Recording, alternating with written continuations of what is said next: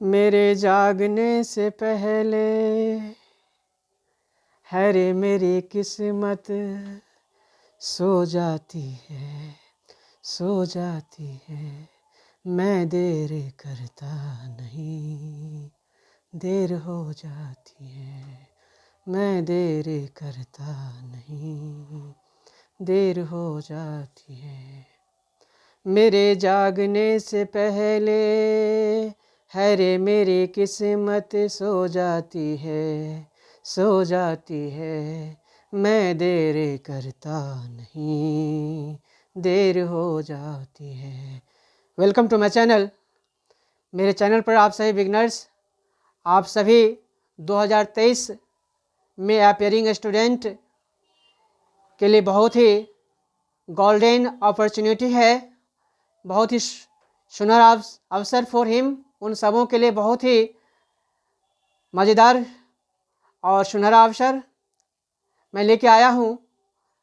फ़िलहाल मेरा ऑब्जेक्टिव का कंसलेशन चल रहा है, तो आप सभी बिगनर्स जितने भी स्टूडेंट्स हमारे हैं ऑनलाइन ऑफलाइन ऑडियो वीडियो के माध्यम से, आप सभी हमारे वीडियो को ज़रूर है ना वॉच करेंगे और अपनी कॉपी कलम नोटबुक के साथ बैठ जाएंगे, है ना। आप कभी भी बैठें हमारे वीडियो को देखने के लिए तो आप अपनी नोटबुक के साथ बैठें, क्योंकि आपसे हम सामने रूबरू वीडियो के माध्यम से होते हैं।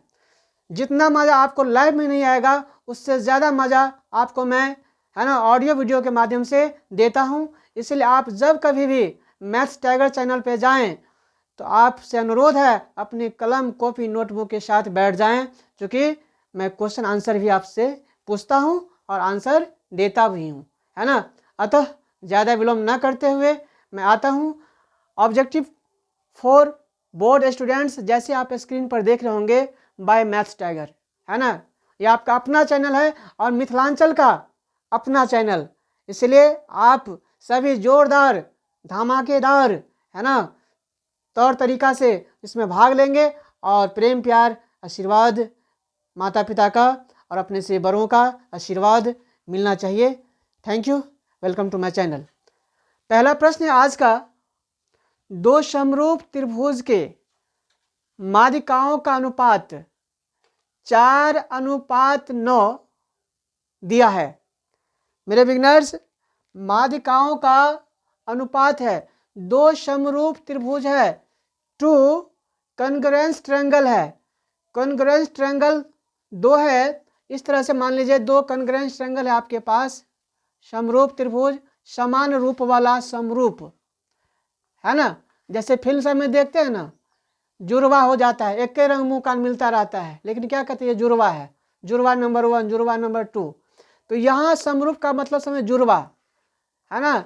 उसकी लंबाई चौड़ाई है ना, उसकी कोण सब बराबर के रूप में होता है, तब समरूप होगा। समान रूप वाला, इसको उठा के इस पर रख देंगे तो बिल्कुल सेट हो जाएगा।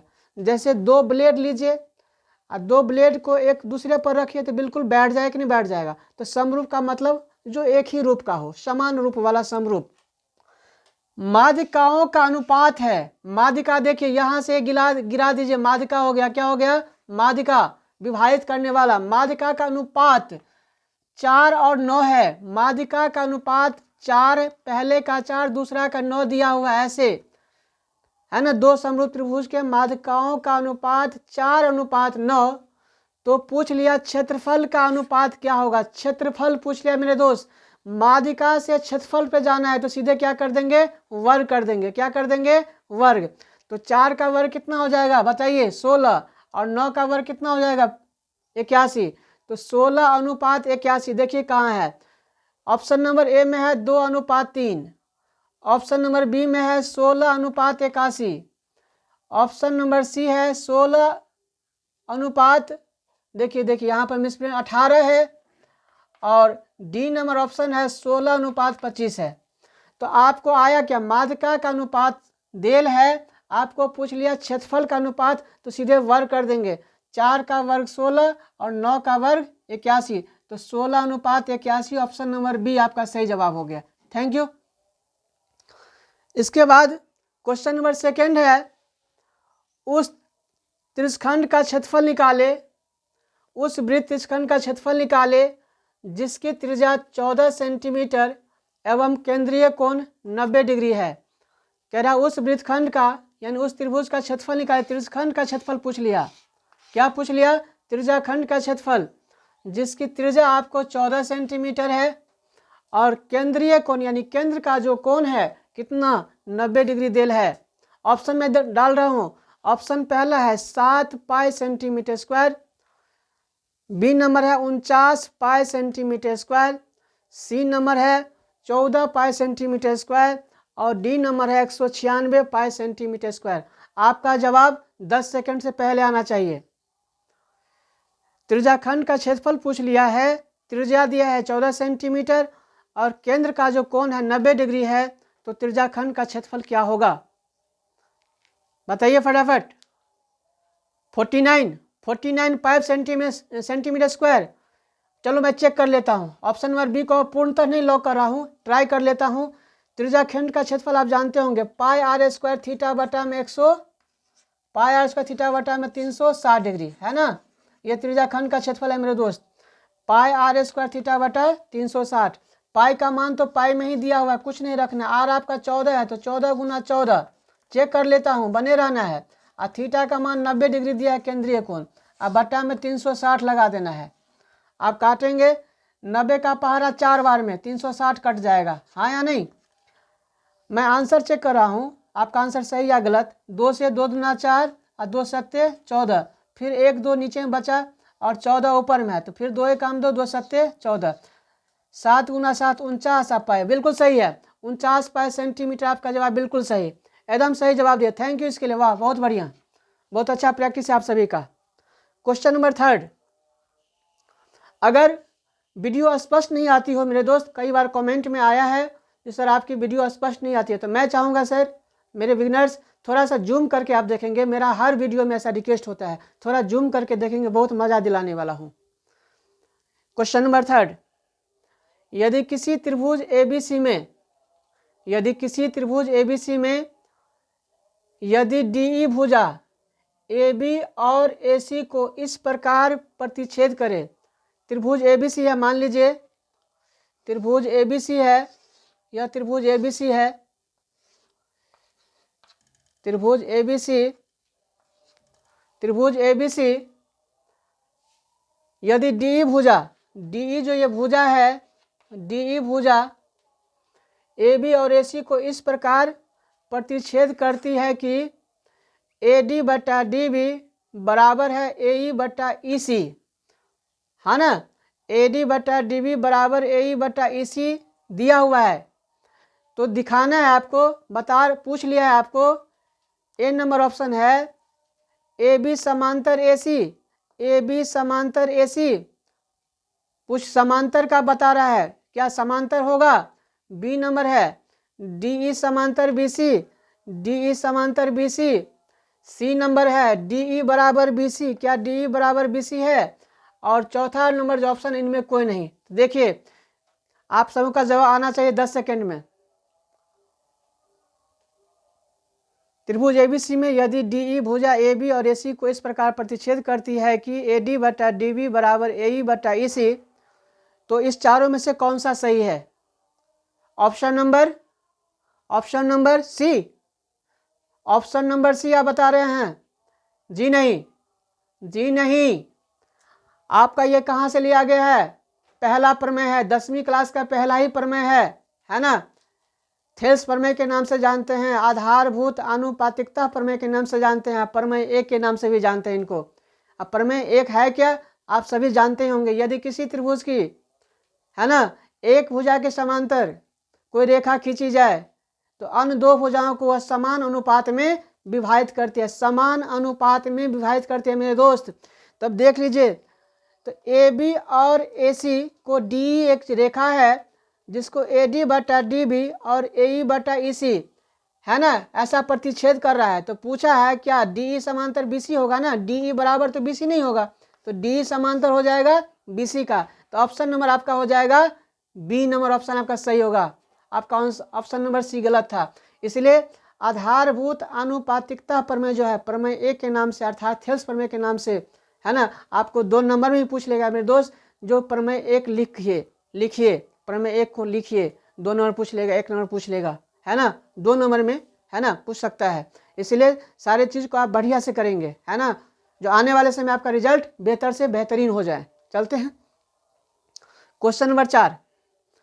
क्वेश्चन नंबर 4 आपसे पूछ लिया है द्विघात बहुपद 3x² माइनस 3x प्लस 1 के मूलों का योगफल क्या होगा। मूलों का योगफल यानी शून्यांकों का योगफल पूछ लिया मेरे दोस्त। शून्यांकों का योगफल यानी अल्फा प्लस बीटा पूछ लिया।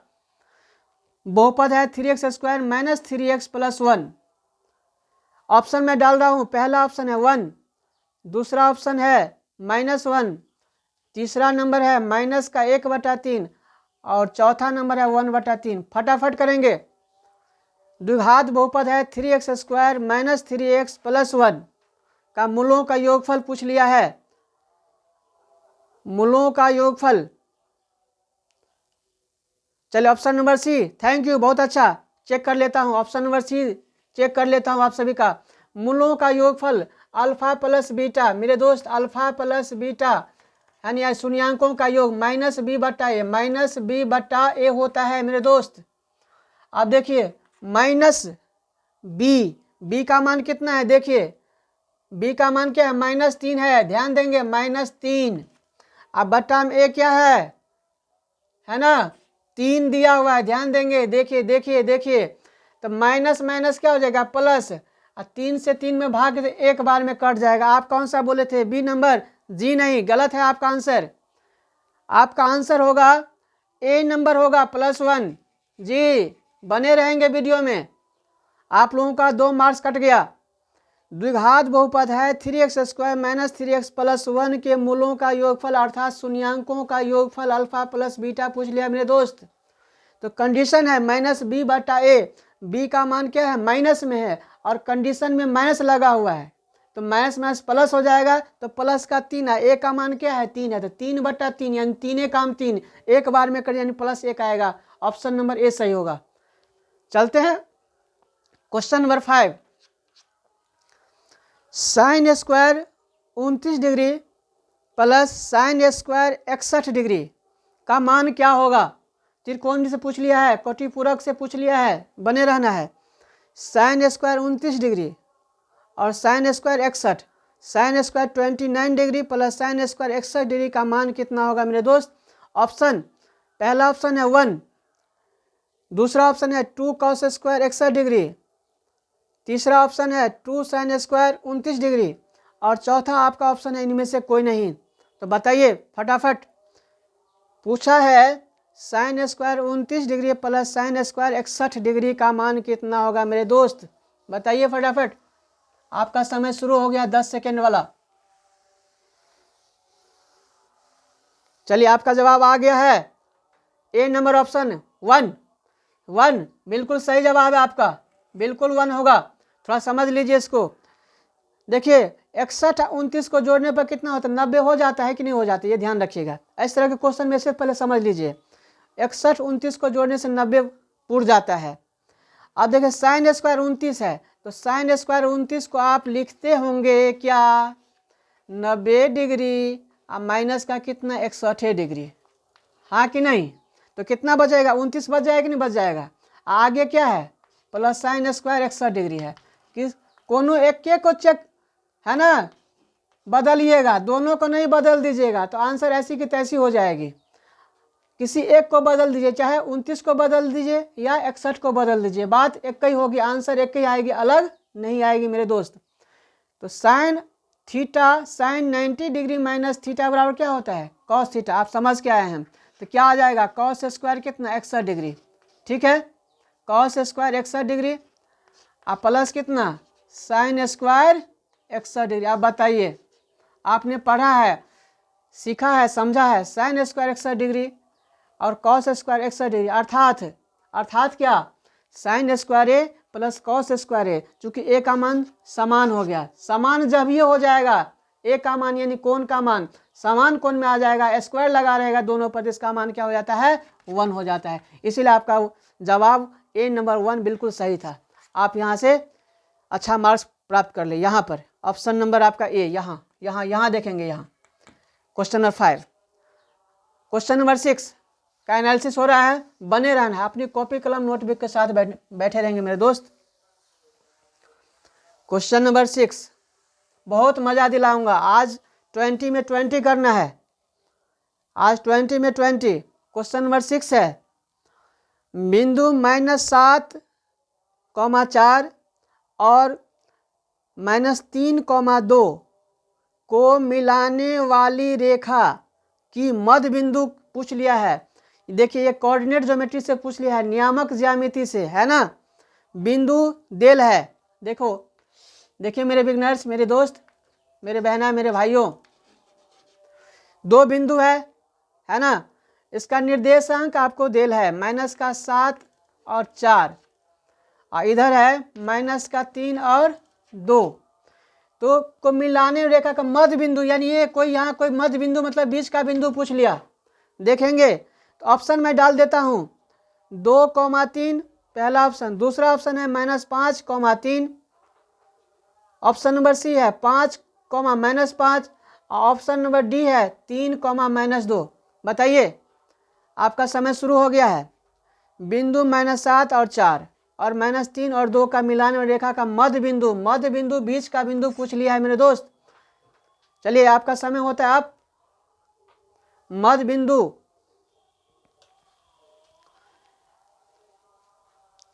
ऑप्शन नंबर सी, जी नहीं, ऑप्शन नंबर सी आपका गलत हो रहा है, ऑप्शन नंबर सी गलत हो रहा है। देखिए मध्य बिंदु पूछ लिया है, तो देखिए x1 पहला जो निर्देशांक है ए बिंदु का, इसमें होगा x1 y1, दूसरा में होगा x2 y2। तो मध्य बिंदु मतलब क्या, x1 को x2 से जोड़ दीजिए, सटा दीजिए, आप बटा में 2 लगा दीजिए, कॉमा, है ना। और फिर y1 को y2 से दोस्ती कर दीजिए, y1 + y2। मध्य बिंदु निकालने का यही फंडा है मेरे दोस्त। अब बटा में 2 लगा दीजिए। मध्य बिंदु निकालने का ये फार्मूला है, फंडा है, थर्मामीटर है, इससे आप फटाफट कर लेंगे। x1 + x2 बटा में 2, y1 + y2 बटा में 2। अगर नहीं जानते तो सीख के जाइए, अगर जानते थे तो आपका रिवीजन हो रहा है। आपको स्कोर आज करना है, कितना स्कोर कर रहे हैं, 20 में 20 आना है आज 20 कर रहे हैं। चलता हूँ, x1 का वैल्यू कितना है -7 प्लस x2 कितना है -3, है ना। अब बटा में 2, y1 + y2, y कितना, y1 है आपका, पहले में y1 4, उधर से y2 कितना 2, अब बटा में 2, ब्रैकेट बंद कर दीजिए, है ना। -7, अब माइनस प्लस माइनस का कितना 3, अब बटा में 2, 4 + 2 जोड़ देंगे तो 6 निकल के आएगा, बटा में 2। अब देखिए -3 और -7 अर्थात -7 -3 दोनों जोड़ के हो जाएगा -10, बटा में 2, 6 बटा 2। अब काटिए, 2 से दोनों कट जाएगा, 2 पंचे 10, है ना, और 2 का पहाड़ा 3 बार में 6, तो निकल के आ गया -5 और कॉमा में कितना 3। अब देखिए कौन सा ऑप्शन नंबर बी सही होगा आपका, -5, 3। ऑप्शन नंबर बी आपका सही है। जो बच्चे ऑप्शन नंबर बी सही दिए हैं वो अपना स्कोर करके कमेंट में करेंगे, जो सर आज मैं इतना कमेंट, मैं इतना आंसर, मैंने इतना पाया, कमेंट करेंगे मेरे लिए, है ना। 2020 चल रहे हैं, 2020, इसलिए क्वेश्चन नंबर 7 आप सबके स्क्रीन पर बने रहना है मेरे दोस्त, मेरे बिगनर्स। यही त्रिभुज ABC समरूप त्रिभुज DEF, त्रिभुज ABC और त्रिभुज DEF समरूप है। ये समरूप का साइन है मेरे दोस्त, जिसमें कोण A आपको है 57 डिग्री और कोण E दियल है 63 डिग्री। तो कोण C पूछ लिया है, कोण C का मान कितना होगा। देखिए कितना पेचुअल क्वेश्चन है और कितना चुटकी में आप बनाएंगे। त्रिभुज ABC और DEF क्या है, समरूप है ना। तो और कोण ए है 57 डिग्री, नोटबुक पर लिख लेंगे कोण ए 57 है और कोण ई का वैल्यू है 63, मान 63 है कोण ई। तो कोण सी निकालना है। चलिए ऑप्शन है 50 डिग्री पहला ऑप्शन, दूसरा है 70 डिग्री, तीसरा ऑप्शन है आपका 60 डिग्री और चौथा ऑप्शन है 90 डिग्री।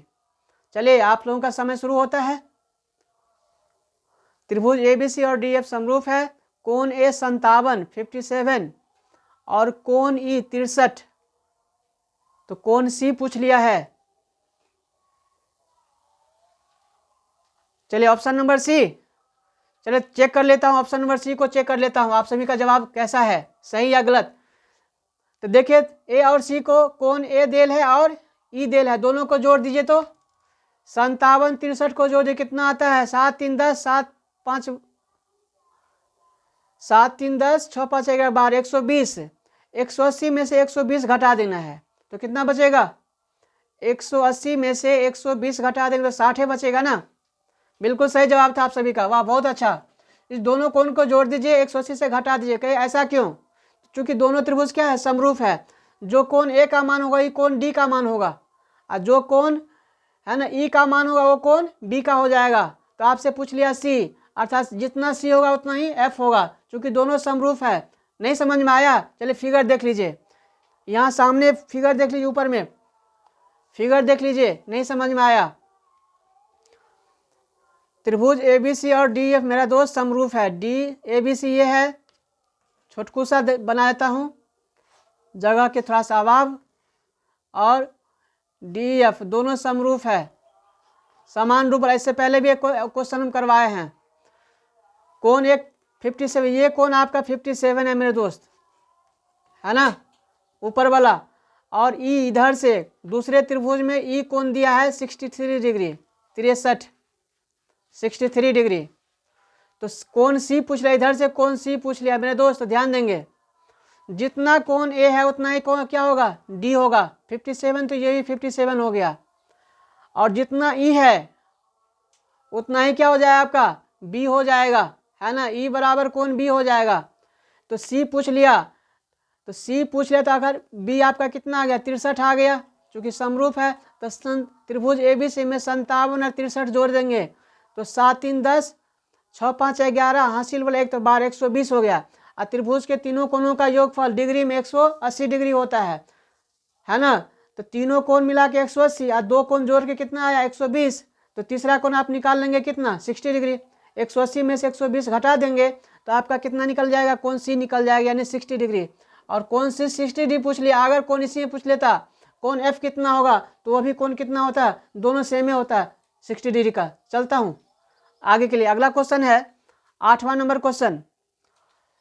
1 + tan A आप प्लस sec A ब्रैकेट बंद, दूसरी ब्रैकेट में है 1 + cot A - cosec A का मान कितना होगा। क्वेश्चन पुनः रिपीट कर रहा हूँ और जूम करके देखना है मेरे दोस्त, वीडियो को जूम करके देखेंगे तसल्ली से, है ना, भागना नहीं है, समझिए उतना मार्क्स सबको कम हो जाएगा।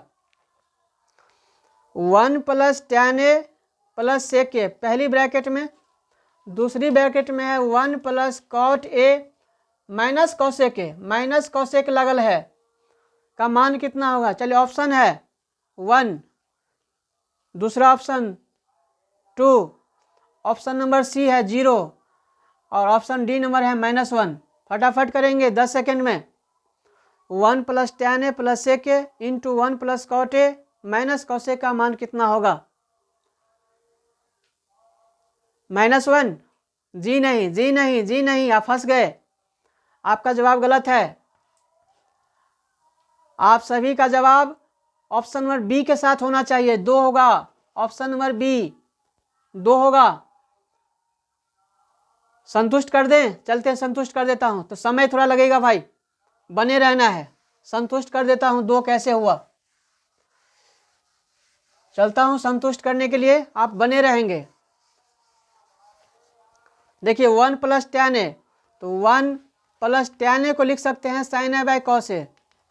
sin A / cos A आप लोग जान के आएंगे, पहचान के आए हैं। अब + sec A को लिख सकते हैं 1 / cos A, हाँ या ना बताइए। पहली ब्रैकेट में ये हो गया, दूसरी ब्रैकेट में है 1 अब प्लस कॉट ए, तो कॉट ए का होता है कॉस ए बटा में साइन ए, है ना, समझ के आए होंगे। अब माइनस कॉस ए का 1/sin ए होता है। देखिए थोड़ा सा बने रहना है, आपको हम सिंप्लीफाई करके बता देता हूँ।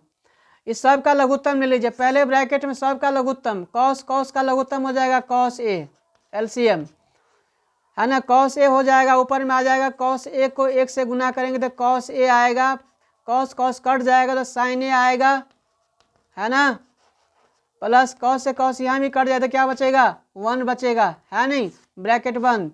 यहाँ भी एलसीएम ले लीजिए, साइन ए का एलसीएम आएगा साइन ए, है ना, फिर हो जाएगा साइन ए को 1 से गुना करेंगे तो क्या आएगा साइन ए आएगा, साइन से साइन कट जाएगा, लघुत्तम वाला क्रिया कर रहा हूँ तो कॉस ए आएगा इधर। अब साइन साइन यहाँ भी करते क्या बचेगा माइनस का 1 बचेगा। अब देखिए कॉस ए प्लस साइन ए और साइन ए प्लस कॉस ए दोनों एक ही चीज़ है, तो इसको लिख सकते हैं sign A plus cos A का whole square, sign A plus cos A का होल स्क्वायर लिख दीजिए, दोनों एक साथ। देखिए प्लस का 1 माइनस का 1 तो -1 का होल स्क्वायर कर दीजिए। अब बटा में जैसे है गुना करके sign A into cos A, दोनों को अंश को अंश से गुना कर दिए, हर को हर से गुना कर देंगे तो निकल के आएगा साइन ए इंटू में कॉस ए। बने रहना है मेरे दोस्त, बहुत मज़ा दिलाऊंगा आज, भागना नहीं है वीडियो को छोड़ करके, उतना ज्ञान कम हो जाएगा। अब देखिए sine A plus cos A का होल स्क्वायर क्या होता है, यानी ए प्लस बी का whole square, A square plus B square plus twice A B, तो ए स्क्वायर तो साइन स्क्वायर ए हो जाएगा, बी स्क्वायर तो हो जाएगा कॉस स्क्वायर ए, अब प्लस ट्वाइस ए बी तो 2 ए बी का मतलब sign A into cos A, sign A into cos, आप प्रोसेस भी समझ जाएंगे। अब -1 का स्क्वायर क्या होगा 1 ही होगा, बटा में जैसे है वैसे ही sign A into cos A, sign A into cos A, हाँ या ना। अब देखिए साइन स्क्वायर ए प्लस कॉस स्क्वायर दोनों मिलके क्या हो जाएगा, दोनों को सटा देंगे स्क्वायर में तो 1 हो जाएगा। अब plus 2 sign A into cos A, 2 sign A into cos A, अब माइनस का 1, अब बटा में 2 sign A into cos A, 2 sign A into cos A है। अब देखिए माइनस का 1 और शुरू वाला प्लस का 1 कट जाएगा, हाँ या नहीं, तो आपका क्या बच जाएगा 2 साइन ए कॉस ए बटा में sign A into cos A, है ना, बटा में sign A into cos A, तो sign A into cos A ये कट जाएगा, है ना, तो क्या बचेगा 2, इसीलिए ऑप्शन आपका 2 सही था, यानी ऑप्शन नंबर 2 इसका आंसर सही होगा। ठीक है, चलता हूँ अगला प्रश्न। अगला प्रश्न के लिए है क्वेश्चन नंबर 9 है, निम्न में कौन केंद्रीय प्रवृत्ति की माप नहीं है। निम्न में कौन केंद्रीय प्रवृत्ति मतलब किसका केंद्रीय प्रवृत्ति वाला माप नहीं होता है, किसका नहीं होता है, माद का बहुलक से पढ़ के आए होंगे। निम्न में कौन केंद्रीय प्रवृत्ति का माप नहीं है सो नहीं है, नहीं पूछ लिया है तो देख लीजिए, माद है ऑप्शन में, बी नंबर है बहुलक, सी नंबर है माध्यिका और डी नंबर में परिसर है। तो ध्यान देना है, पूछ लिया केंद्रीय प्रवृत्ति की माप नहीं है, तो मेरे दोस्त इसका भी माद का भी होता है केंद्रीय प्रवृत्ति का माप, बहुलक का भी होता है, माध्यिका का भी होता है मेरे दोस्त, तो बच क्या गया परिसर। तो परिसर नहीं पूछ लिया, तो नहीं में पूछ लिया तो ऑप्शन नंबर डी में चले जाए परिसर। अब परिसर कैसे निकालते हैं मालूम है, पढ़ के आएंगे, है ना, सांख्यांकी माध्यिका बहुलक परिसर उच्च सीमा घटा निम्न सीमा, परिसर निकालने का फॉर्मूला है मेरे दोस्त, ये सब याद रखिए। परिसर बराबर, है ना, पूछ लेगा ऑब्जेक्टिव में, तो उच्च सीमा, अरे सीमा वो नहीं है जिसको तुम खोजते हो पगला कहीं का, उच्च सीमा माइनस निम्न सीमा, इसका मतलब क्या हुआ अधिक अंक घटा निम्न अंक, है ना, ये हुआ निम्न अंक, है ना, ये हुआ उच्च सीमा माइनस निम्न सीमा। आप देखिए कोई अंतराल दिया रहता है यहाँ से यहाँ तक, उसमें सबसे बड़ी संख्या चुन लेंगे कौन है और सबसे छोटी संख्या चुन लेंगे, उसमें से बड़ी संख्या में से छोटी संख्या घटा देंगे तो आपका क्या निकल जाएगा परिसर निकल जाएगा, समझे ना। चलते हैं आगे। आगे है क्वेश्चन नंबर 10। क्वेश्चन नंबर 10 है आपके स्क्रीन पर, बने रहना है वीडियो में, भागिएगा मत। भाग गए तो सोचिए आपका समय, आपका मूल्यांकन कम हो जाएगा, इसलिए बने रहना है। क्वेश्चन नंबर 10 है, आधार की त्रिज्या 8 सेंटीमीटर और ऊंचाई 2 सेंटीमीटर, आधार की त्रिज्या 8 सेंटीमीटर ऊंचाई 2 सेंटीमीटर वाले बेलन को पिघलाकर एक 6 सेंटीमीटर ऊंचाई वाला शंकु बनाया गया है। 6 सेंटीमीटर ऊंचाई वाला शंकु बनाया गया है, तो शंकु की आधार की त्रिज्या क्या होगी? शंकु की आधार की त्रिज्या पूछ लिया है। ऑप्शन 5 सेंटीमीटर, 4 सेंटीमीटर, 6 सेंटीमीटर और 8 सेंटीमीटर। आधार की त्रिज्या 8 सेंटीमीटर है, बेलन का ऊंचाई 2 सेंटीमीटर है, पिघलाया गया है तो क्या फैलेगा? आयतन। पिघलाएंगे जब ये तो क्या हो जाएगा? आयतन हो जाएगा। तो बेलन का आयतन देख लीजिए। ऑप्शन नंबर कौन जा रहे हैं? 8 डी के साथ।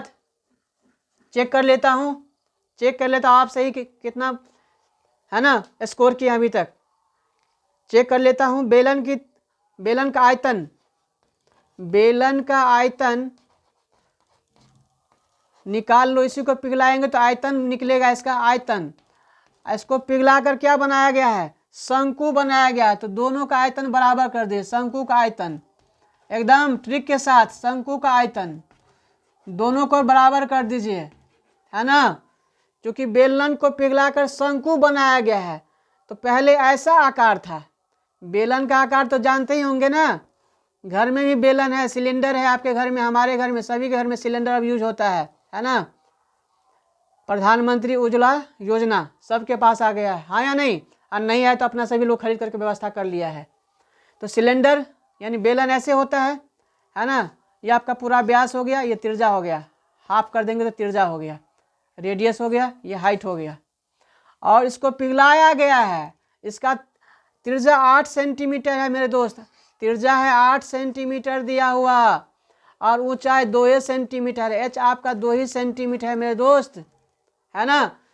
इसको पिघला करके शंकु बना दिया गया, ऐसे बना दिया गया। देखिए देखिए, बर्थडे वाला टोपी है ना, बर्थडे वाला टोपी। बच्चा सब जन्मदिन में बहुत खुश होता है ना। मेरा जन्मदिन कब आएगा, ये आने वाला रहता है, तो एकदम 2 महीना 6 महीना पहले से अपने दोस्तों में कहता है मेरा बर्थडे आएगा तो हम ये करेंगे वो करेंगे, है ना। पहले यहाँ देख लीजिए तब करिएगा बर्थडे।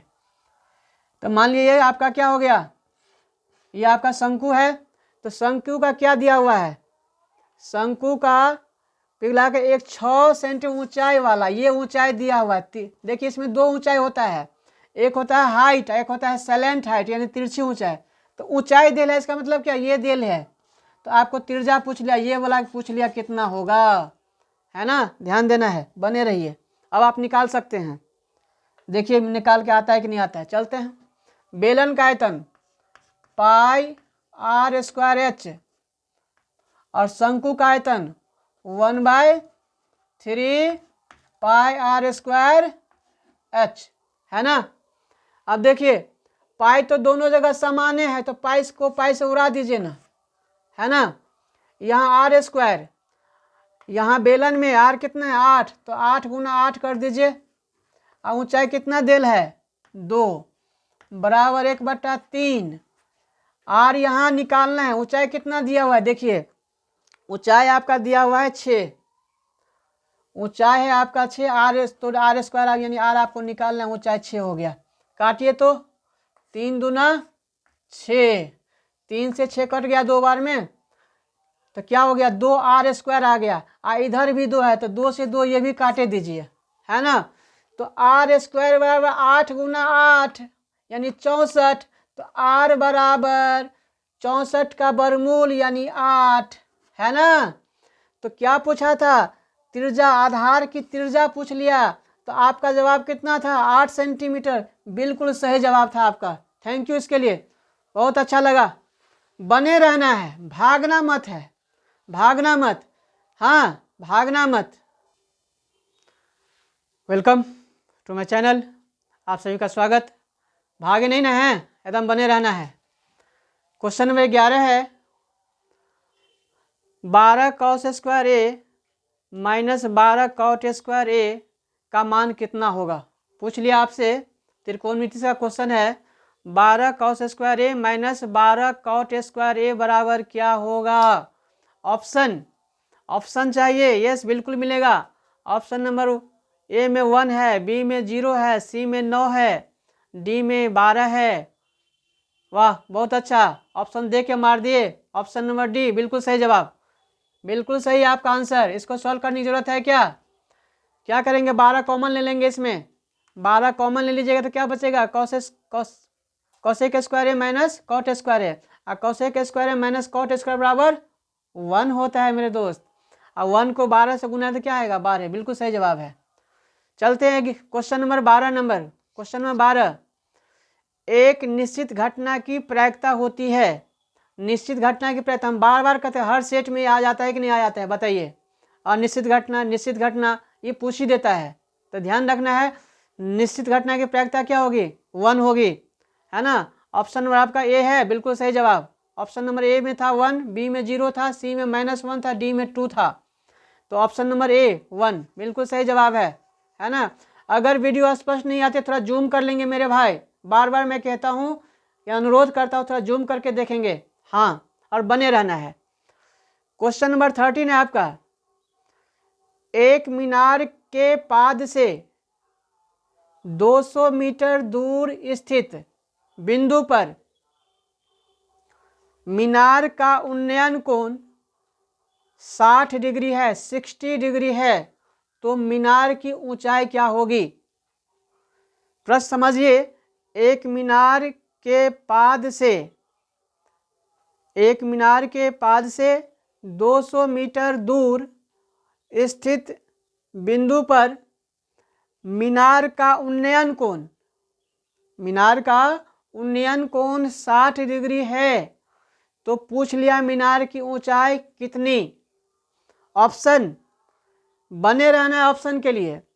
ए में है 200√3 metre, B option 200√3 metre, option C 50√3 metre, और ऑप्शन डी है 200/√3 मीटर। बने रहना मेरे दोस्त। चलिए आपका जवाब का इंतजार, ऑप्शन नंबर डी। चेक कर लेता हूँ ऑप्शन नंबर डी सही है या गलत है, चेक कर लेता हूँ पहले। बने रहना है, चेक कर लेता हूँ आपका ऑप्शन सही या गलत। एक मीनार पाद से, मान लीजिए मीनार है, जड़ पाद में तो जड़ से 200 मीटर दूर, यहाँ मान लीजिए 200 मीटर, यहाँ बी और यहाँ सी है, ये मीनार है आपका, बीसी मीनार हो गया। और उन्नयन कोण यहाँ से, ये उन्नयन कोण आपका दिया हुआ कितना, 60 डिग्री, है ना। ये मीनार है, यहाँ से कोई व्यक्ति जो है आँख पर, हम बताए थे हाइट एंड डिस्टेंस की ऊंचाई में उन्नयन कोण कहाँ से बनेगा, नीचे से ऊपर की ओर बनेगा, और अवलंबन ऊपर से नीचे की ओर। नीचे से देखेंगे किसी वस्तु को ऊपर, है ना, टावर को देखिए, कुछ चिड़िया बैठी है, कोई कबूतर बैठी है ना, तो देखिएगा नीचे से तो उन्नयन कोण बनेगा आँख पर। और इसी का जस्ट उल्टा होता है, ऊपर से छत पर हैं या पेड़ पर हैं, किसी नीचे कोई व्यक्ति जा रहा है या कुछ जा रहा है, उसको देख रहे हैं, कौवा मैना बिल्ली कुछ जा रहा है, कोई गाड़ी जा रही है, तो वहाँ देख रहे हैं ऊपर से नीचे, तो बताए थे अवनमन। तो यहाँ उन्नयन कोण है, इसका मतलब यहाँ पर कोई है और उसका जो है शीर्ष पर बना रहा है कितना, मीनार के शीर्ष पर 60 का कोण बना रहा है। तो आपको मीनार की ऊंचाई पूछ लिया है। तो देखिए बताए थे 3 चीज़ में 2 चीज़ मालूम रहेगा, तीसरी चीज़ आपको निकालना होगा। तो ध्यान देते हैं, यहाँ मीनार है, एच हो गया, मीनार की ऊंचाई एच, तो ये हो गया लंब यानी ऊंचाई लंब के समान, और ये आधार हो गया पाद यानी जड़ आधार हो गया, और एक कोण मालूम है, तो पूछ मीनार की ऊंचाई। तो देखिए लंब आधार का संबंध किस में होता है, संबंध लाल बटे कक्का, एकदम भूलना नहीं है लाल बटे कक्का को। यस, इट इज बेस, यह आधार है आप सभी का। तो लाल बटे कक्का लंब बटा आधार किस में होता है, टैन में। तो टैन कितना डिग्री, 60 डिग्री के लिए। लंब बटा आधार, लंब आपका एच है, आधार कितना है 200, tan 60 का मान √3 होता है मेरे दोस्त, h/200 है ना। h निकालना है तो तिरछे गुना कर देंगे, h को 1 से गुना तो h ही होगा, और 200 को √3 से तो क्या हो जाएगा, 200√3 मीटर हो जाएगा। इन मीनार की ऊंचाई हो गया 200√3। आपका जवाब मिस्टेक था आप सभी से, इसका जवाब नंबर होगा ऑप्शन नंबर बी, 200√3 बिल्कुल सही जवाब होगा। 200√3 अगर आप लगा के आते तो आपका आंसर बिल्कुल करेक्ट होता और 1 नंबर का आप हकदार थे, आपको 1 नंबर जरूर मिलता। चलते हैं, कोई बात नहीं, प्रैक्टिस करते रहिए। क्वेश्चन नंबर 14, क्वेश्चन नंबर 14 के साथ बने रहना है।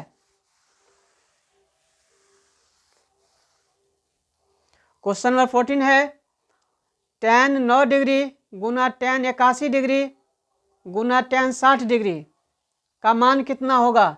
देखिए 81 या 9 कितना हो जाएगा, 90 हो जाएगा। किसी एक को बदल दीजिए, tan 9 को बदल देंगे तो क्या हो जाएगा बताइए। tan 9 को हम लिख सकते हैं 9 डिग्री को 90 डिग्री और माइनस 81 डिग्री, है ना, है ना। और गुना कितना है, tan 81 डिग्री है और गुना में tan 60 डिग्री। बने रहना है मेरे दोस्त। tan 90 डिग्री माइनस थीटा क्या होता है, cot थीटा, तो cot कितना निकल के आ जाएगा 81 डिग्री और गुना में क्या है tan 81 डिग्री। ध्यान देना है, आप निकाल लिए क्या, वाह बहुत अच्छा, कितना निकाल लिए, √3, तो tan theta into cot theta, यानी cot theta into tan theta क्या होता है 1, गुना tan 60 का मान √3, है ना। तो 1 को √3 से करके क्या हो जाएगा, √3 हो जाएगा। बिल्कुल सही जवाब है आपका, यानी option number C, option number C. बहुत अच्छा लगा आप लोगों का जवाब समझ करके, बहुत बढ़िया, अच्छा प्रैक्टिस आप सभी का, वाह। बने रहेंगे वीडियो में ऐसे ही दमदारी से, और लाइक शेयर सब्सक्राइब जरूर करेंगे, है ना। मिथिलांचल का पहला चैनल, मैथ्स टाइगर का चैनल, आपका अपना चैनल, है ना। चलते हैं क्वेश्चन नंबर 15 के साथ। क्वेश्चन नंबर 15 है समांतर श्रेणी 5, 8, 11, 14, समांतर श्रेणी से क्वेश्चन है ना। अरिथमेटिक प्रोग्रेशन से क्वेश्चन आया है ना। हाँ ध्यान देना है, समांतर श्रेणी 5, 8, 11, 14, तो पहले ये देखिए समांतर श्रेणी में है या नहीं, चेक कर लीजिए।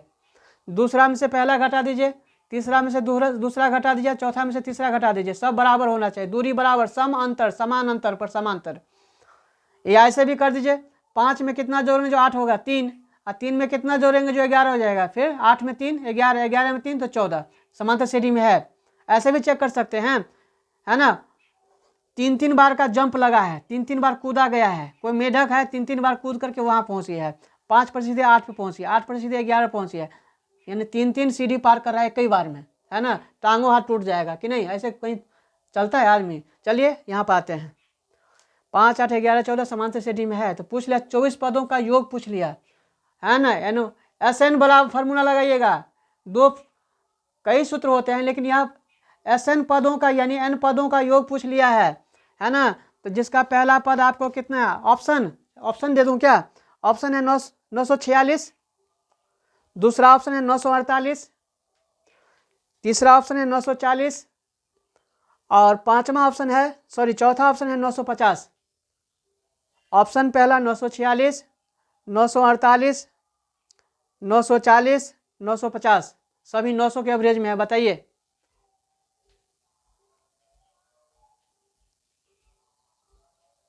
चलिए बताइए। ऑप्शन नंबर बी, चलो चेक कर लेता हूँ, ऑप्शन नंबर बी को चेक कर लेता हूँ, 948 चेक कर। ए का मान 5 है और डी हो गया आपका पदांतर हो गया 3, है ना। और 24 पदों का यानी n बराबर आपका हो गया 24, तो SN इक्वल टू आपका सूत्र होता है n/2 bracket 2a plus n-1 into D, है ना। इस पर चेक कर लीजिए आप, SN यानी 24, n का मान 24 है, 24/2 ब्रैकेट 2, a का मान 5 प्लस n-1, तो 24-1 इंटू डी का मान 3। चलिए चेक कर लीजिए चेक, तो 24 का आधा 12, यानी 12 बार में कट गया।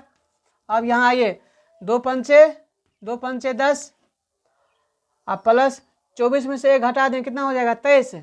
23 को 3 से गुना कर देंगे, 23 तिया 69, कितना हो जाएगा 23 तिया 69, है ना। 23 तिया 24 में से 1, 24 पदों का योग पूछ रहा था, कितना पदों का, 24 पदों का योग पूछ रहा था। तो 24 में से 1 घटा देंगे तो कितना बचेगा 23, और 23 को 3 से गुना कर दीजिएगा, डी का मान 3 है, तो 23 तिया कितना हो गया 69, 69 हो गया, 69 हुआ, है ना।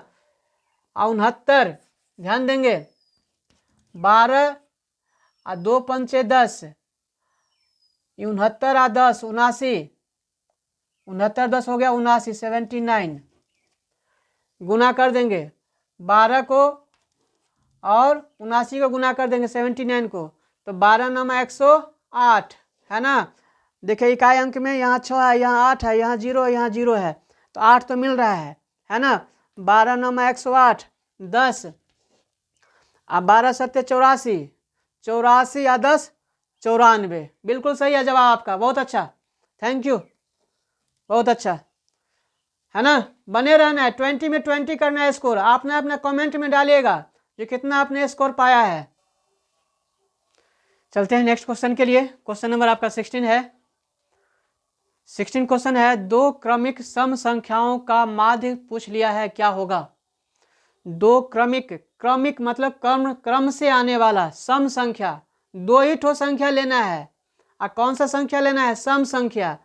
तो सम संख्या जानते हैं 2 से पूरा विभाजित होने वाली संख्या को क्या कहेंगे, सम संख्या। तो 2 क्रमिक, तो 2 ही सम संख्या लीजिए ना जो क्रम से आता है, तो पहले 2 आएगा फिर 4 आएगा, है ना। का माध्य पूछ लिया, सॉरी का मौसा क्या होगा, महत्तम समावर्तक पूछ लिया है, ध्यान देना है दोस्त, सॉरी चाहता हूं। 2 क्रमिक सम संख्याओं का मौस यानी महत्तम समावर्तक होगा option number A 2, option number 1 B 1, option number C 3, option number D 5। फटाफट, महत्तम समावर्तक 2 क्रमिक सम संख्या का यानी 2 और 4 का महत्तम 2, बिल्कुल सही जवाब है ऑप्शन नंबर ए, बिल्कुल सही। 2 और 4 का महत्तम क्या होगा 2, 2 दोनों को काटेगा ना। चलते हैं आगे, क्वेश्चन नंबर 17 है, sine 48 degree minus cos 42 degree का मान क्या होगा। त्रिकोण से, मान सारणी से, कोटि पूरा कौन से ले लिया गया है, ध्यान देंगे, ध्यान देंगे, पूछ लिया है। Sine 48 degree minus cos 42 degree का मान, है ना, क्या होगा। किसी एक को बदल दीजिए, ऑप्शन ए में है 1, बी में 0, ऑप्शन सी में 2, ऑप्शन डी में 1/2। कौन सा जवाब, बी नंबर है आपका जवाब। चलो चेक कर लेता हूं, वैसे सही है आप सभी का जवाब। साइन 48 को जोड़ देंगे तो क्या किस में चला जाएगा, कॉस 42 में चला जाएगा। साइन 48 किसके बराबर होगा, कॉस 42 के बराबर होगा। अब माइनस का कॉस 42 है, तो कॉस 42 में से कॉस 42 चला तो क्या हो जाएगा, कॉस 42 को घटा देंगे तो क्या बच जाएगा, 0 हो जाएगा, पूरा कट जाएगा 0। बिल्कुल सही जवाब है आपका, ऑप्शन नंबर बी सही जवाब। साइन 48 माइनस साइन 42 बराबर 0 होगा। हाँ बिल्कुल सही जवाब है आप सभी का। क्वेश्चन नंबर 18 नंबर, ताश की गड्डी, ताश खेलना जानते होंगे ना, इक्का दुक्का, चिड़िया गुलाम बादशाह बीबी, जानते ही होंगे, क्यों नहीं। तो ताश की गड्डी को अच्छी तरह से फेंट दिया गया है, मिला दिया गया है ना। यदि एक पत्ती यदि छाया निकाल जाता है, कैसे भी निकाल लिया जाता है, तो पूछ किया लिया, तो इसके इक्के होने की संभावना, प्रायिकता क्या होगा, इक्का निकालने की प्रायिकता चैप्टर से क्वेश्चन आ गया है प्रोबेबिलिटी से, है ना। ताश की गड्डी में कुल पत्तों की संख्या मालूम हुआ कितना होता है, पढ़ के आओगे 52 होता है, हाँ या नहीं। ऑप्शन चाहिए, चलिए ऑप्शन है 1/4, दूसरा ऑप्शन 1/26, तीसरा ऑप्शन 1/13 और चौथा ऑप्शन 4/13। पहला ऑप्शन 1/4, दूसरा ऑप्शन 1/26, तीसरा ऑप्शन 1/13 और चौथा ऑप्शन है 4/13। बताएंगे? ऑप्शन नंबर सी के साथ बिल्कुल सही जवाब है। Thank you. इसका मतलब आप सभी को ताश की जानकारी है ना? कुल पत्तों की संख्या हो गया 52, कुल पत्तों की संख्या 52। और इक्का पूछ लिया तो ताश गड्डी में इक्का की संख्या कितना होता है? 4 होता है ना? कुल कितना होता है? 52, है ना? तो 4 एकम 4, 13 चौका 52, है ना? 1/13 बिल्कुल सही जवाब था आप सभी का। Thank you. क्वेश्चन नंबर 19 के साथ, क्वेश्चन नंबर 19 है, कर चले हम फिदा जानो तन साथियों, अब तुम्हारे हवाले वतन साथियों। कर चले हम फिदा जानो तन साथियों, अब तुम्हारे हवाले वतन साथियों। जय Hind. Welcome to my channel. Question 19 आपके सामने है। बिंदु 2√3 और -√2 किस पाद में है? हाँ, वो पाद नहीं, साइलेंट बम मत फोड़ देना मेरे दोस्त। हाँ, साइलेंट बम नहीं है, ध्यान देना है। वैसे ही दिवाली छठ का समय चल रहा है। बिंदु 2√3 और -√2 किस पाद में? देखिए ऐसे ऐसे ऐसे, देखिए यहाँ पर x'(OX) पढ़े होंगे, y'(O), y', ग्राफीय विधि से हल करिए, ग्राफ पढ़े होंगे, है या नहीं? किस पाद में? प्रथम, दूसरा, तीसरा और चौथा। प्रथम पाद, प्रथम पाद, द्वितीय पाद, तृतीय पाद, चतुर्थ पाद, ऐसा है, घर है। तो प्रथम पाद में क्या होता है?